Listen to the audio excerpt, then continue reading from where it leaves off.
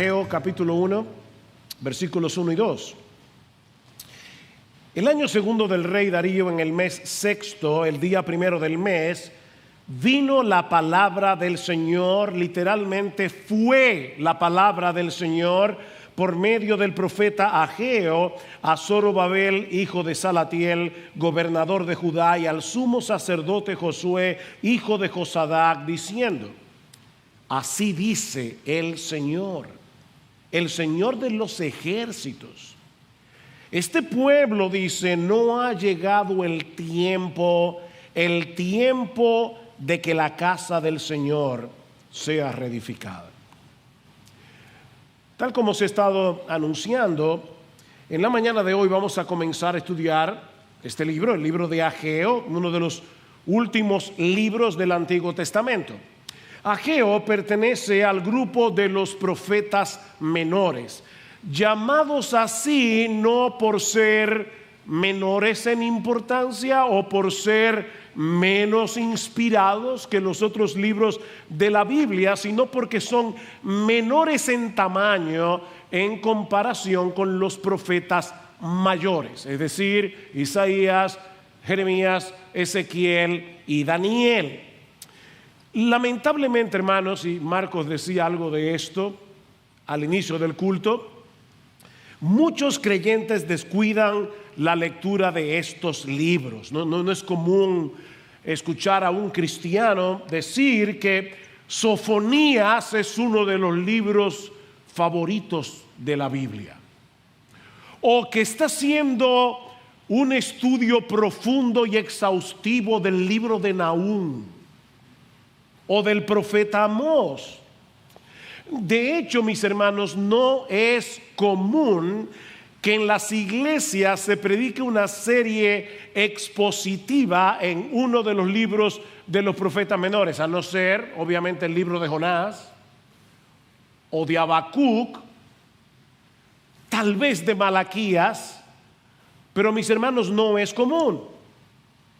Sin embargo, la realidad es que toda la Escritura es inspirada por Dios, dice Pablo en 2 Timoteo capítulo 3, versículo 16, y por lo tanto toda la Escritura es útil para enseñar, para corregir, para redarguir, para instruir en justicia, a fin de que el hombre de Dios sea perfecto, sea maduro, sea completo y esté enteramente preparado para toda buena obra. Y Pablo dice en Romanos capítulo 15, versículo 4, que las cosas que antes se escribieron para nuestra enseñanza se escribieron, a fin de que por la consolación de las Escrituras tengamos esperanza.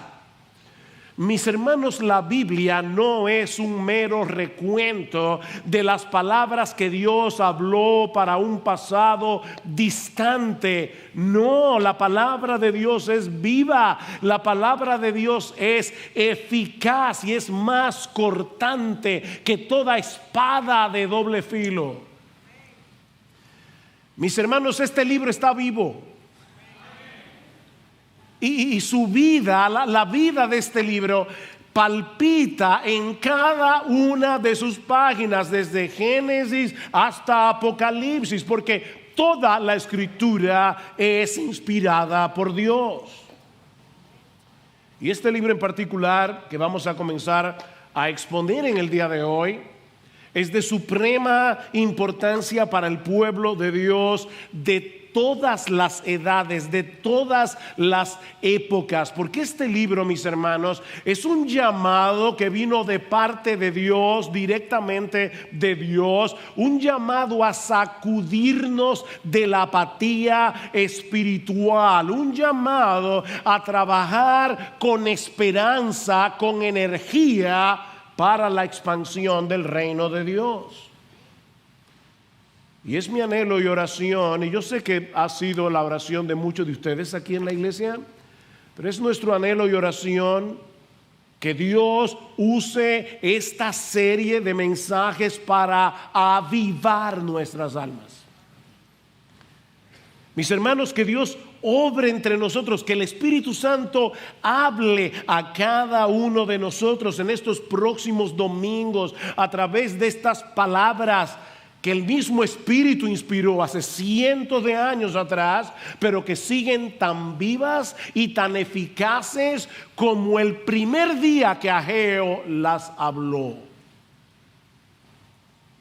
Pero antes de pasar a considerar el contenido de este libro, veamos en primer lugar su contexto histórico. Algo que podemos decir de prácticamente todos los libros de la Biblia, tal vez con la excepción del libro de Proverbios o de Cantar de los Cantares, es que necesitamos un contexto, el contexto histórico, para poder entender qué fue lo que Dios habló hace cientos de años atrás, para entonces poder entender qué es lo que Él nos está hablando a nosotros en el día de hoy.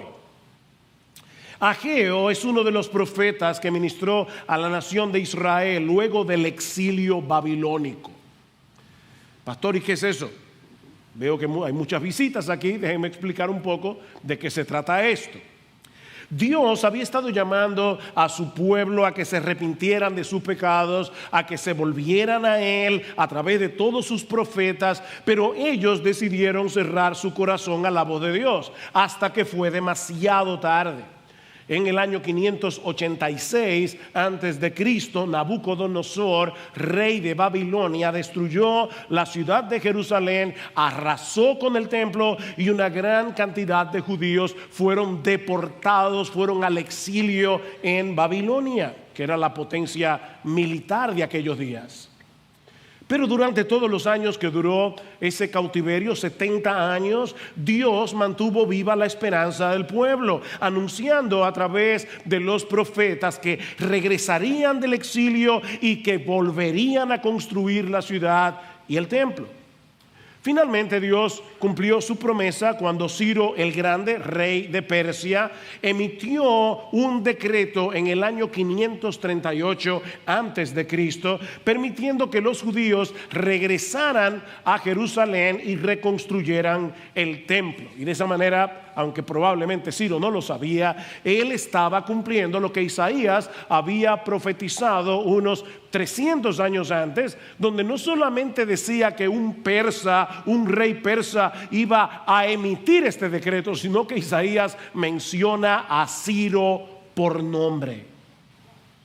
Al año siguiente, en el año 537 antes de Cristo, unos 50,000 judíos regresaron a Jerusalén, liderados por Zorobabel, que era un descendiente de David, y de hecho si leen en Mateo 1 se van a dar cuenta que es uno de los nombres que aparecen en la genealogía de Jesús, y por Josué el sumo sacerdote.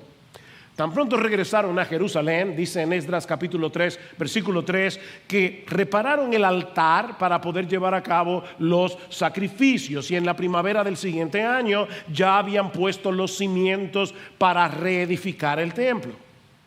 Así que todo parecía estar marchando bien, hasta que algunas tribus vecinas comenzaron a oponerse a la reconstrucción, especialmente los samaritanos. Para colmo de males, el rey Ciro murió en batalla, y su sucesor, el rey Asuero, comenzó a recibir presión para que detuviera ese proyecto de reconstrucción.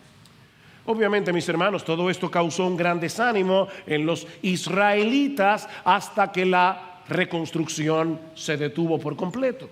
Y poco a poco, estos judíos que regresaron del exilio se fueron acostumbrando a celebrar sus sacrificios en las ruinas del templo, mientras se involucraban de lleno en sus propios negocios, en sus propios asuntos. Esa lamentable situación se mantuvo así por 17 años, hasta que Dios levantó a dos de sus profetas, Ageo y Zacarías, para mover al pueblo a retomar la tarea para la cual habían regresado del exilio.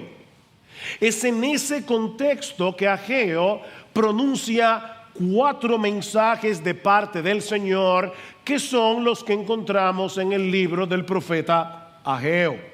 Estos mensajes fueron pronunciados en un periodo de 4 meses, en el año 520 antes de Cristo.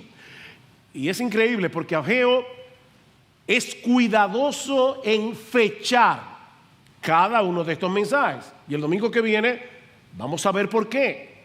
Pero estos 4 mensajes, obviamente, haciendo una equivalencia con nuestras fechas actuales, el profeta Ageo predicó su primer sermón el 29 de agosto, el segundo el 21 de septiembre, el tercero el 17 de octubre y el cuarto el 18 de diciembre. Así que fue un ministerio muy breve, pero que tuvo enormes repercusiones en la historia de Israel en particular, como vamos a ver en estos 5 mensajes, y en la historia de la redención en general.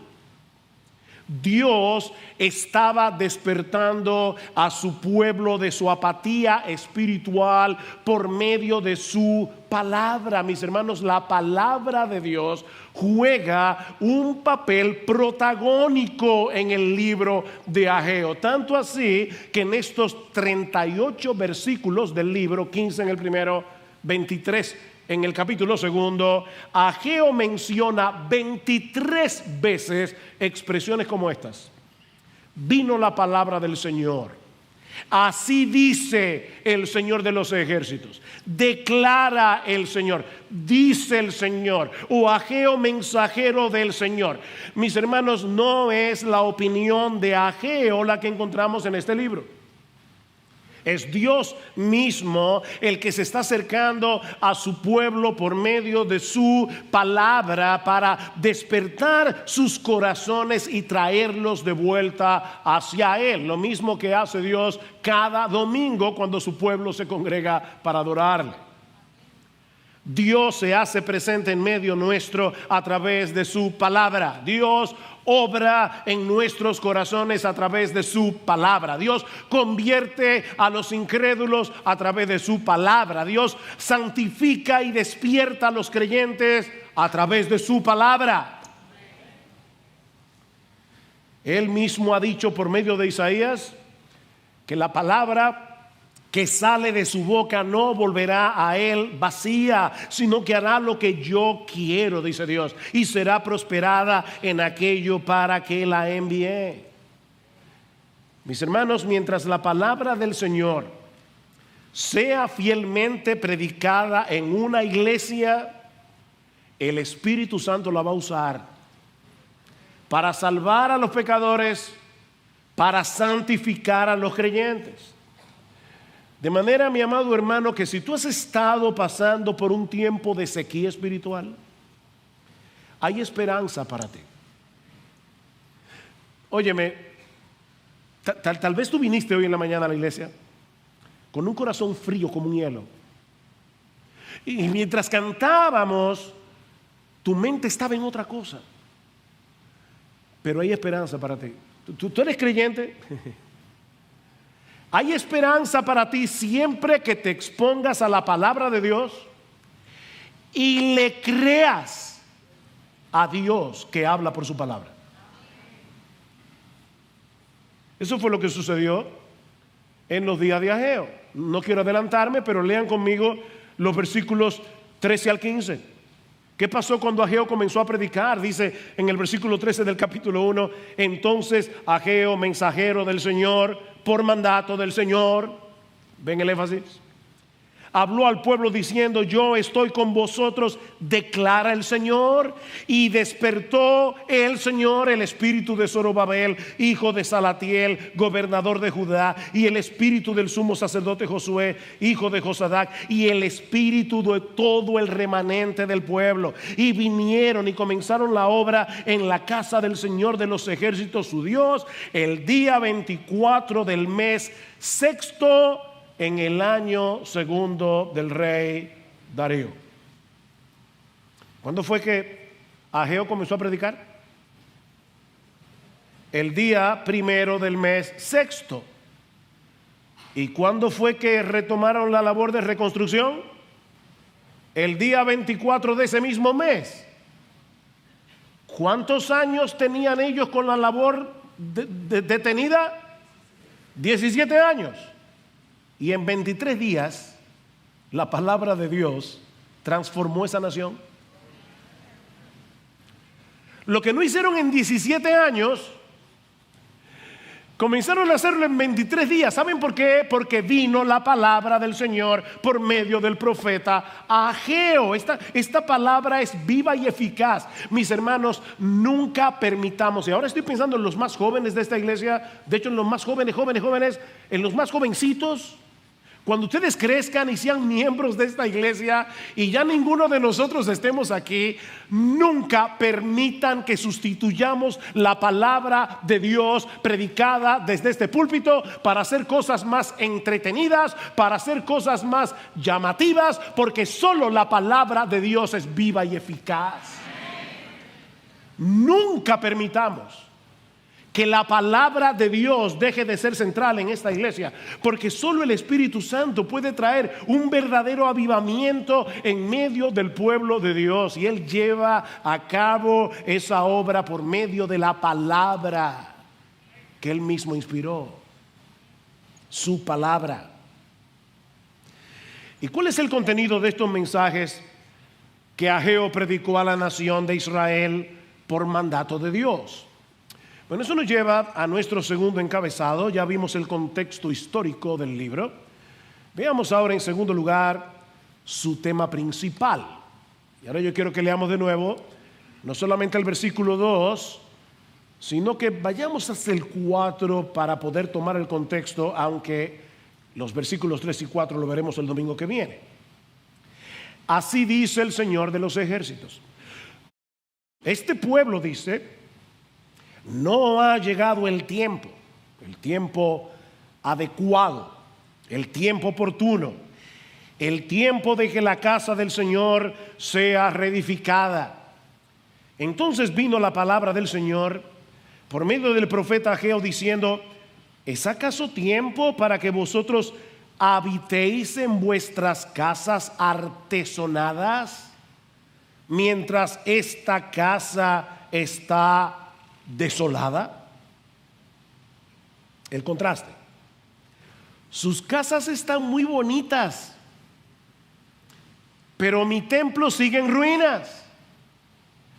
Mis hermanos, el mensaje de Ageo no es nada complicado.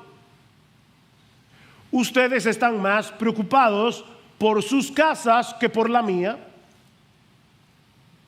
Es más que evidente, les dice Dios, que mi templo no es una prioridad para ustedes. Sus prioridades están trastocadas. Es un mensaje bastante claro, ¿verdad?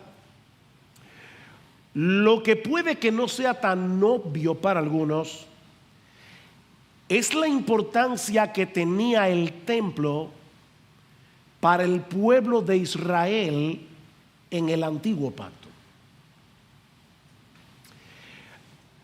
Mis hermanos, no se confundan pensando que lo que le preocupaba a Dios es que no le construyeran un edificio, un monumento.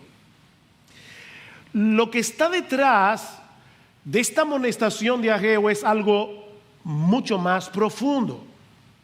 Tanto el tabernáculo durante el Éxodo y por muchos años en la historia de Israel, como luego el templo en el tiempo de Salomón, eran los lugares donde Dios manifestaba su gloria, donde Dios manifestaba su presencia especial en medio de su pueblo.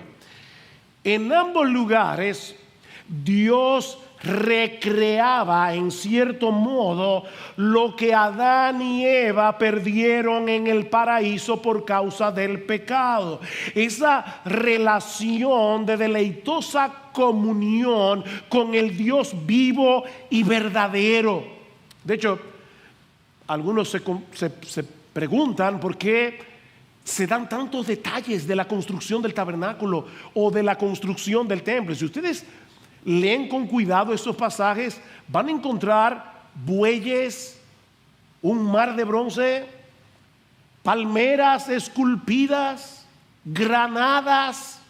Y uno se pregunta, ¿y todo eso para qué servía? para recordarle al pueblo de Israel el huerto que ellos habían perdido, el paraíso perdido, para recordarles el jardín del Edén.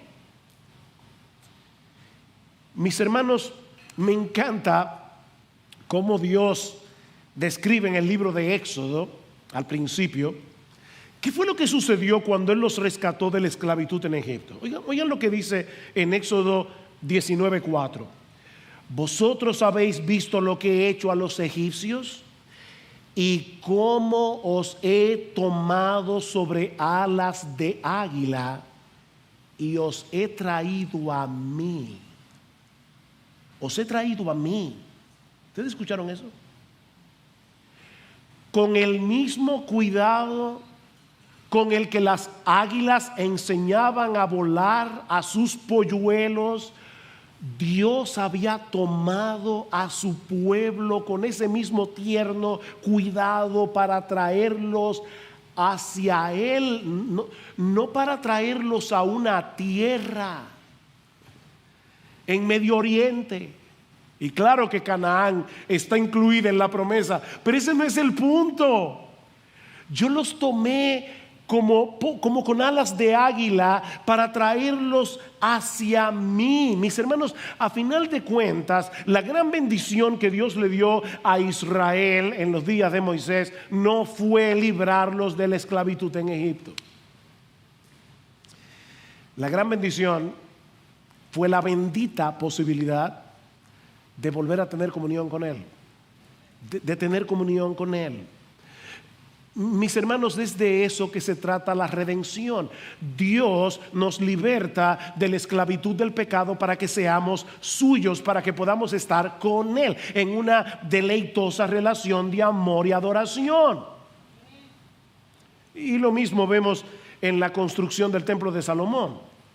Cuando Salomón ora al Señor y dedica el templo, dice en Primera de Reyes 9:3, yo he oído tu oración. Le dice Dios, y tu ruego que has hecho en mi presencia, yo he santificado esta casa que tú has edificado para poner mi nombre en ella para siempre, y en ella estarán mis ojos y mi corazón todos los días. Wow, Dios le está diciendo, ese templo de piedra yo lo convertí en un santuario para mí. Mi nombre estará allí, mi corazón estará allí, mis ojos estarán allí. Cuando ustedes oren aquí, yo los voy a escuchar como si ustedes estuvieran orando en el mismo cielo.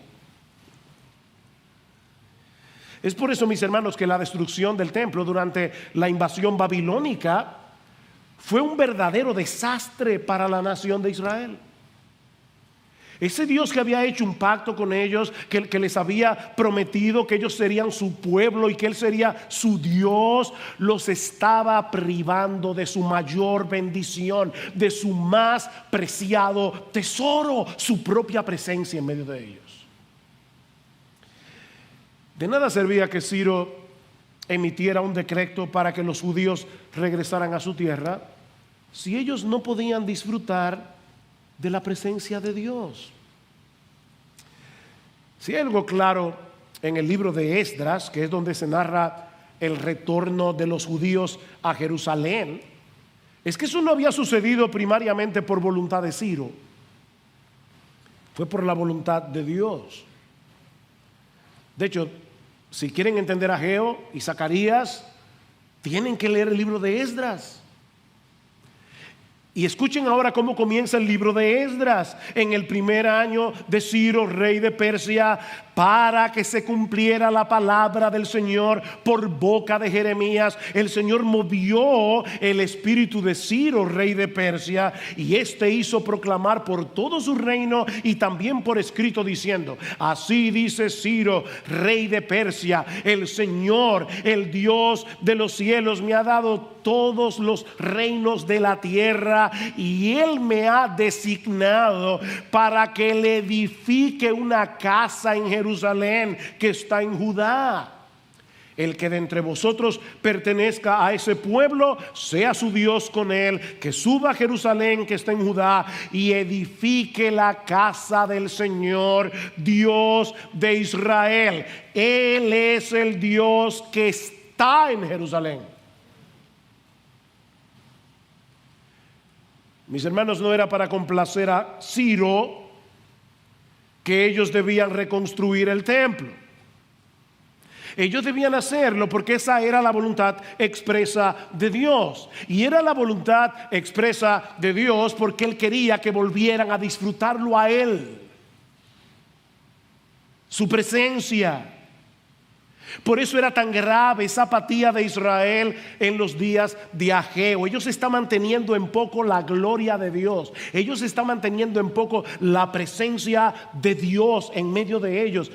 Mis hermanos, es impresionante pensar que el Dios del universo quiera tener relación con nosotros. Dios quiere tener comunión con nosotros, entrar en una relación de pacto con nosotros para ser nuestro Dios. Y es una verdadera tragedia que caigamos en tal apatía que eso deje de sorprendernos. Déjame ver cómo yo te lo pongo. Yo le pedí al Señor esta mañana, por favor dame palabra. Hermanos, el Rey de los reyes, el Señor de los señores, el Creador de las galaxias, el que gobierna todas las cosas con la palabra de su poder, el Dios de toda gloria, el Dios inmenso, el Dios todopoderoso, perfecto en justicia, perfecto en santidad, el Dios omnipresente, el Dios omnipotente, el Dios omnisciente, hizo un pacto con nosotros para ser nuestro Dios y para que nosotros seamos su pueblo. ¿Quién entiende eso? De hecho, es interesante notar que el nombre de Yahvé o Jehová, o como lo traduce la Biblia de las Américas, Señor, ustedes se van a dar cuenta que es Yahvé porque en la Biblia de las Américas tiene todas las letras en mayúscula.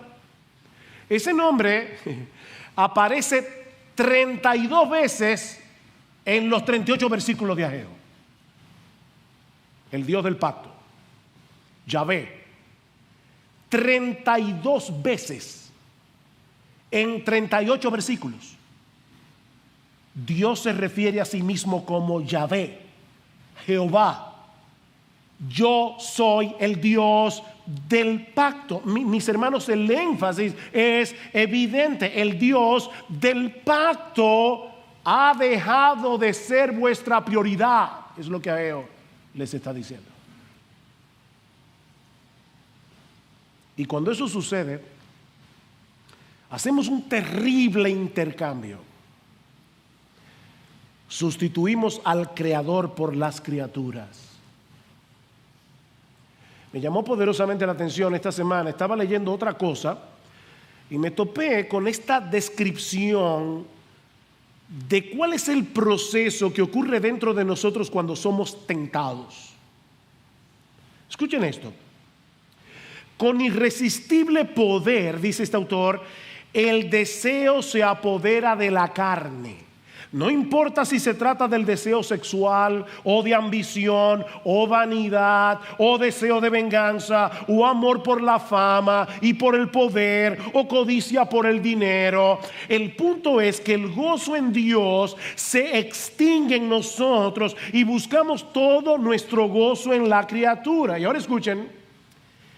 En ese momento Dios es completamente irreal para nosotros, pierde toda realidad y solo el deseo por la criatura es real. Satanás no nos llena de odio hacia Dios, sino de olvido de Dios.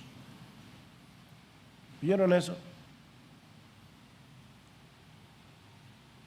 Dios se vuelve irreal. comienza a ser un concepto teológico, pero deja de ser una persona con la que nosotros podemos tener relación. Eso era lo que estaba sucediendo con estos israelitas en los días de Ageo. Ellos estaban tan inmersos en su propio mundo que no tenían tiempo, ni recursos, ni energías para ocuparse de su relación personal con Dios. Cada vez que piensen en el templo, no olviden de qué se trata el templo. No tenemos tiempo para estar con Dios. No tenemos tiempo para buscar su gloria. No tenemos tiempo para la expansión de su reino. Y por supuesto, ellos tenían una buena excusa. Este pueblo dice, y Dios lo había oído, no ha llegado el tiempo.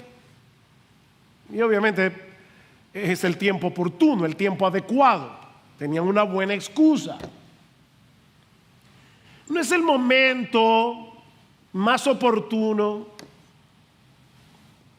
Es impresionante, ¿verdad, hermanos? Cómo el pecado que mora en nosotros nos mueve a convencernos de que nosotros tenemos una buena razón para no obedecer a Dios. El pecado nos engaña, nos seduce. El pecado es una especie de locura, al final de cuentas. No es el momento oportuno para yo levantarme temprano a buscar al Señor en su palabra por medio de la oración. No es el momento oportuno para venir a congregarme con el pueblo de Dios en el día del Señor. No se dejen de congregar como algunos tienen por costumbre. No, es que este no es el momento. No es el momento oportuno para poner mis dones en operación en medio de su iglesia para beneficio de otros creyentes. No es el momento oportuno para ser generoso en mis ofrendas para que la obra de Dios se siga expandiendo. Nunca es el momento oportuno. Pero Dios, que nos conoce infinitamente mejor que lo que nosotros nos conocemos a nosotros mismos y que nos ama tiernamente, nos llama a recapacitar. Reflexiona, mi hijo. Miren, déjenme decirle algo de antemano. Dios no necesita nuestros dones, Dios no necesita nuestro dinero, Dios no necesita nuestro tiempo, Dios no necesita nada de nosotros. Cuando Él nos llama a venir a Él, cuando Él nos llama a servirle, cuando Él nos llama a congregarnos, es para tu bien y el mío, no para Él. Él no nos necesita, no te necesita, ni a mí tampoco. Pero Él nos ama. Y Él dice, Dios mío, yo no quiero que tú hagas ese terrible intercambio de dejarme a mí, que soy el más glorioso de todos los seres, para adorar mis criaturas. Porque al final de cuentas ese trastueque de prioridad no es más que idolatría. Y la idolatría es destructiva.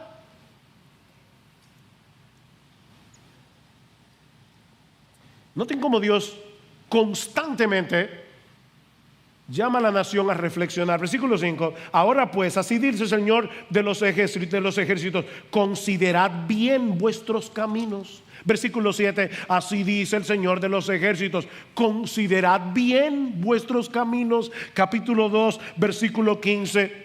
Ahora pues, considerad bien esto de hoy en adelante. Versículo 18. Pero considerad bien esto desde hoy en adelante.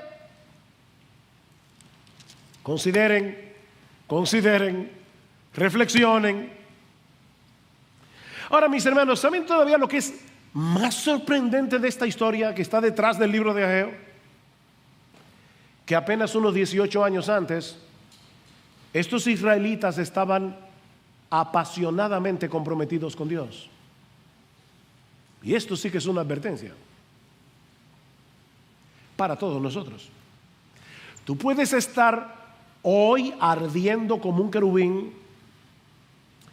y si descuidas tu vida espiritual, tu relación con el Señor, tu día a día con Él, vas a terminar apagado. Mis hermanos, cuando Ciro el Persa emitió su decreto, un montón de judíos decidieron quedarse en Babilonia, en Persia, porque se habían acomodado allí. Pero estos 50,000 decidieron regresar. Y yo no leo rápidamente que volvieron. Recorrieron nada más y nada menos que 1,000 kilómetros más o menos en los caminos de aquellos días. Estos hombres y mujeres querían hacer la voluntad de Dios. Mis hermanos, este no era un viaje fácil. Estos hombres y mujeres tomaron la decisión de dejar una vida asentada en Babilonia para irse a vivir a una ciudad que estaba destruida. Ellos estaban bien, algunos estaban bien en Babilonia. Pero estos hermanos, estos judíos, decidieron salir a pesar de todos los inconvenientes, todos los peligros de un viaje así. Ellos querían hacer la voluntad de Dios. Dice en el libro de Esdras que lo primero que hicieron al llegar a Jerusalén fue tomar una ofrenda voluntaria para la reconstrucción del templo. 61,000 dracmas de oro, 5,000 minas de plata y 100 túnicas sacerdotales, dice en Esdras capítulo 2 versículo 69. Si eso no te sorprende mucho, déjame ponerte en el lenguaje actual. 50,000 judíos acaban de llegar a un viaje de 1,000 kilómetros y lo primero que hacen es recoger una pequeña ofrenda, 13,200 onzas de oro, que al precio actual son más o menos 24 millones de dólares. Estos 50,000 judíos ofrendaron 24 millones de dólares para la reconstrucción del templo y 3 toneladas de plata y un montón de túnicas para los sacerdotes. En ese momento, la gloria de Dios estaba por encima de sus propios intereses.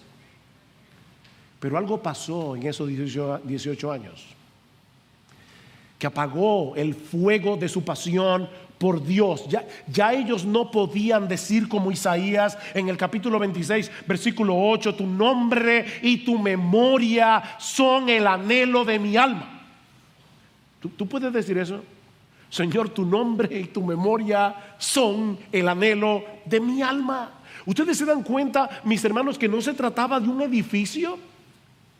Estos judíos tenían sus prioridades invertidas porque ellos habían olvidado su identidad como pueblo del pacto. Ellos se habían olvidado de que eran el pueblo escogido de Dios. Se habían olvidado de la redención. Se habían olvidado de la gloria de Dios y del lugar que ellos estaban llamados a jugar dentro de todo el plan de redención revelado en el Antiguo Testamento. Más adelante vamos a llegar, si el Señor lo permite, y Cristo no ha venido antes, al capítulo 2, versículo 9. Y yo no puedo ahora ampliar ese texto, pero permítanme hacer un breve comentario y así poder ayudarlos a conectar el pasado con el presente. Dice en Ageo capítulo 2 versículo 9: la gloria postrera de esta casa será mayor que la primera, dice el Señor de los ejércitos, y en este lugar daré paz, declara el Señor de los ejércitos. ¿Cuándo se cumplió esa profecía? Bueno, se ha estado cumpliendo, por lo menos en 3 etapas. En primer lugar, esta profecía se cumplió cuando Dios el Hijo se hizo hombre en la persona de Jesús. Ustedes recuerdan lo que el Señor le dijo a los judíos luego de la primera limpieza del templo en Juan capítulo 2, en el versículo 19: destruid este templo y en 3 días lo levantaré. Y ellos dijeron: pero oye, 40 años se han empleado para poder construir el templo de Herodes en este caso, y tú dices que en 3 días lo vas a levantar y lo vas a reedificar.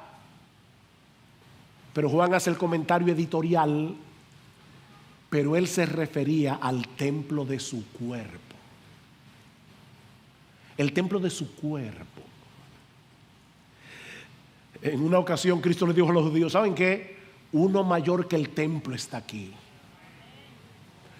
¿Qué dice el Evangelio de Juan en el capítulo 1? En el principio era el verbo, y el verbo era con Dios, y el verbo era Dios. Y luego en el versículo 14: y aquel verbo fue hecho carne y tabernaculizó entre nosotros, dice el texto griego, literalmente. Cristo puso su tienda de campaña como un tabernáculo en medio nuestro, y vimos su gloria, gloria como del unigénito del Padre, lleno de gracia y de verdad. Mis hermanos, Cristo es el templo. Cristo es la personificación de la gloria de Dios. Cristo es el lugar donde hoy podemos encontrarnos con Dios.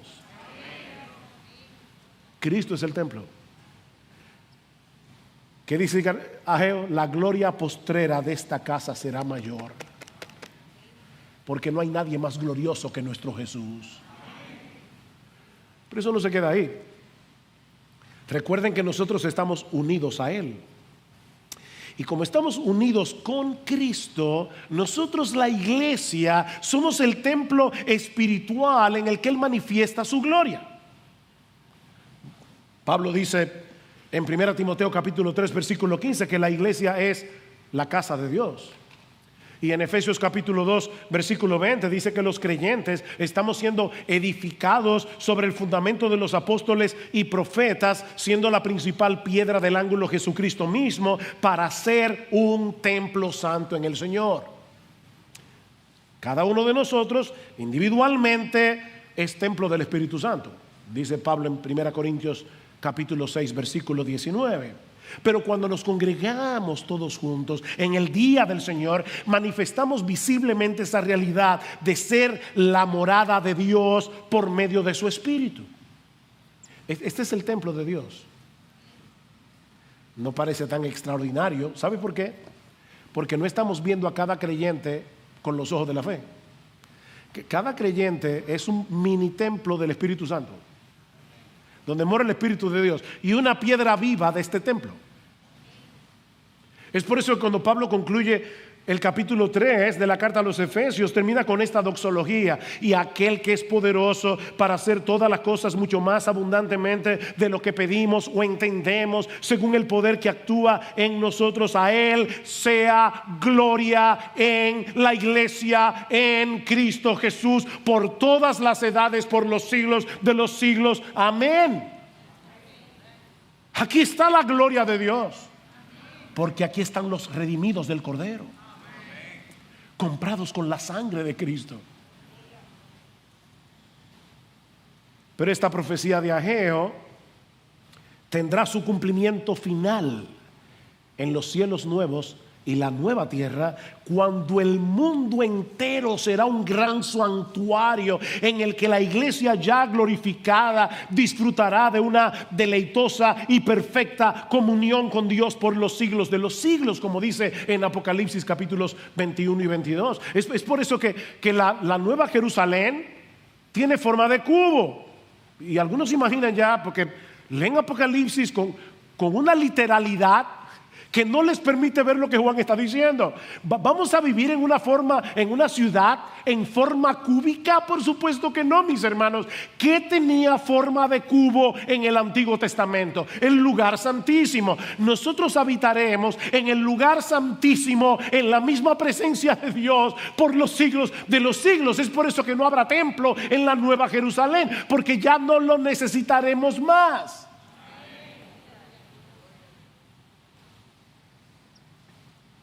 Ese es el clímax de la historia redentora. Y mis hermanos, ese es el anhelo que debe dominar nuestros corazones, porque para eso fuimos salvados. Jesús no dio su vida en el Calvario simplemente para que vayamos al cielo o para que tengamos una vida que no termina nunca. Tenemos vida eterna. Entonces, es una vida interminable. No. Digo, sí lo es. Pero ese no es el punto. Y esta es la vida eterna. ¿El qué? Que te conozcan a ti, el único Dios verdadero, y a Jesucristo a quien has enviado. Cristo no define la vida eterna en relación de tiempo. La define en términos de comunión. Él derramó su sangre en la cruz para que podamos conocer al Dios vivo y verdadero, para volver a disfrutar de una deleitosa comunión con Él. Eso es estar verdaderamente vivos. Más adelante nosotros veremos lo que implica tener a Dios como prioridad ocupándonos de su casa. Porque muchos predican del libro de Ageo solamente para decirle a la iglesia: ofrenden para construir el edificio. Bueno, eso es parte, pero no es el asunto. No. La casa de Dios y ocuparnos de la casa de Dios no es primariamente ocuparnos de este edificio de varilla y cemento. Es ocuparnos de las piedras vivas que conforman ese templo, que se llama la iglesia. Pero eso lo veremos en otro mensaje. Mi llamado en el día de hoy es el mismo que hizo Ageo hace cientos de años. Consideren, recapaciten. Mi hermano, mi hermana, ¿qué tan real, qué tan valioso, qué tan precioso, qué tan adorable, qué tan glorioso sigue siendo Dios para ti hoy?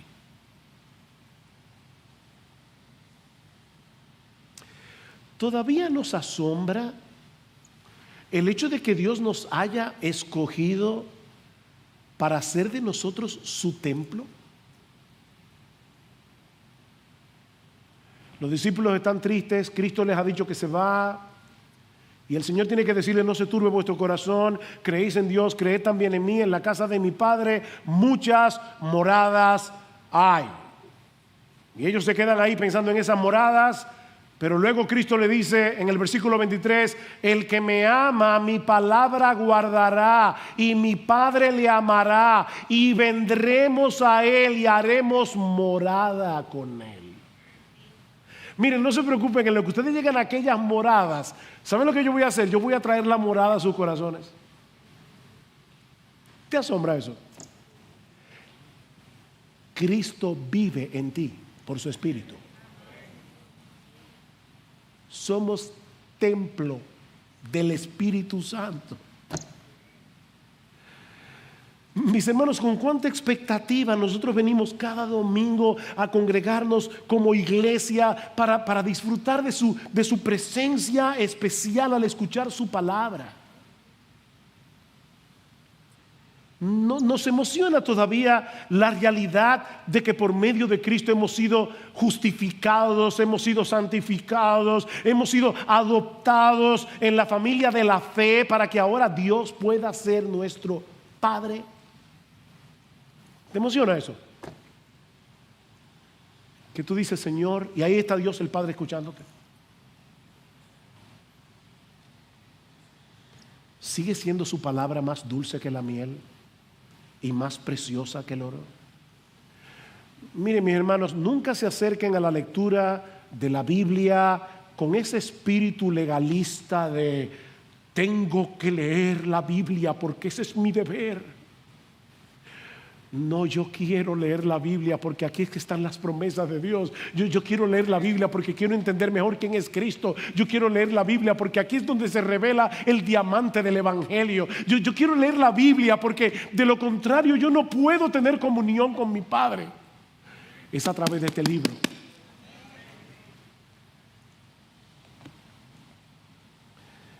Mi hermano, si al oír estas cosas te das cuenta que estás atravesando por un tiempo de sequía espiritual, que has estado viviendo en automático,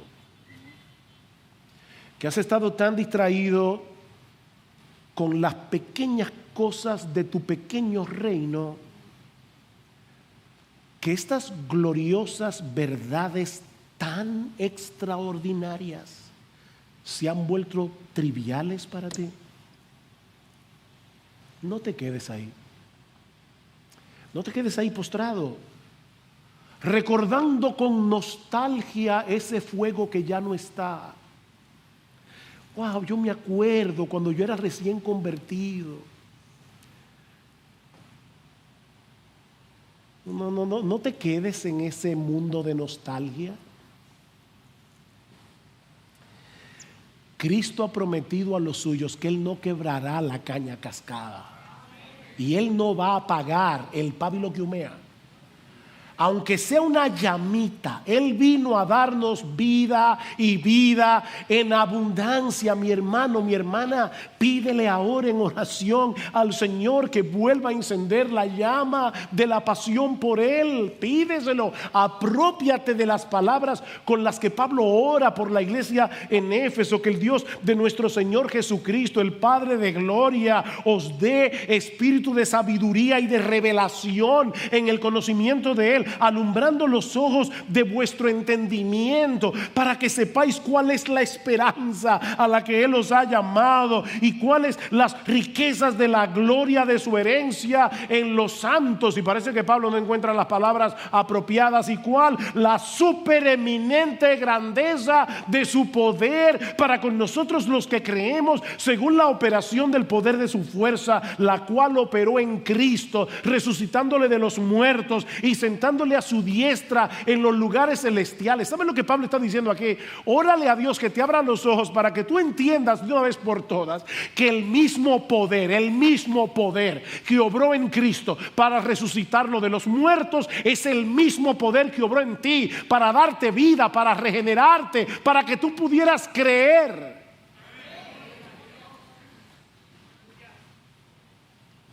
Órale a Dios. Oh Señor, abre mis ojos, de modo que puedas volver a gozarte una vez más en el perdón de tus pecados, que puedas volver a gozarte en el don de la vida eterna, que puedas volver a gozarte en el hecho de que Cristo es tu Salvador, que puedas volver a gozarte en el hecho de que Dios es tu Padre, como si te acabaras de enterar de todo eso. Y si tú estás aquí sin Cristo en esta mañana, mi amigo, no desprecies la invitación que Dios te hace hoy por medio del Evangelio de venir a ser uno de los suyos a través de Jesucristo. Él murió en la cruz para que pecadores como tú y como yo podamos ser salvos en Él. Mi amigo, la muerte de Cristo en la cruz es una evidencia contundente de nuestra pecaminosidad, de nuestra perdición. Él tuvo que venir a salvarnos porque estábamos perdidos y porque solo Él, el Dios encarnado, podía pagar nuestra deuda con la justicia infinita de Dios. Arrepiéntete de tus pecados. Arrepiéntete de tus pecados. Y ven a Cristo, descansando únicamente en su justicia y en el precio que Él pagó al morir por pecadores. Y ¿sabes qué? Dios te concederá en este mismo instante el perdón de todos tus pecados y el don de la vida eterna, para que a partir de hoy y para siempre puedas disfrutar de la bendita bendición de que el Dios vivo y verdadero venga a ser tu Dios. Que Dios tenga misericordia.